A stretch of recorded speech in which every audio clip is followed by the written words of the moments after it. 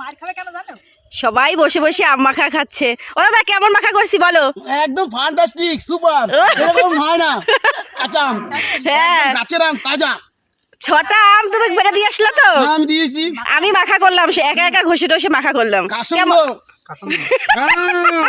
সেই দেশ, মজা বিশাল। এগুলি তুই কেমন খাইছিস বল? ও ঝাল লেগেছে? বৌদি বলো। হ্যাঁ সুন্দর খাচ্ছি, ভালো মাখা হয়েছে। মামি হ্যাঁ ভালো হয়েছে। ও দাদা বলো। দেখো সবাই কাজ করছে, ধার উড়াচ্ছে, এর মধ্যে আমি আম মাখা করে খাওয়াচ্ছি সবাইকে। তোর অনিবেদা কি বললো? আশীর্বাদ দাও। দারুণ হয়েছে।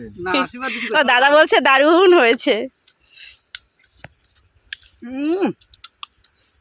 না মাখাটা হেভি সুন্দর হয়েছে।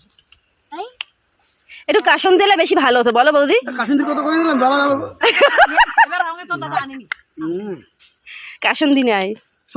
শস্য দিয়ে তো কাসুন্দি মানে বৌদি তো শস্য নিয়ে যা। কে বাটবে এখন? আর দুই তিন ডলা দিতি।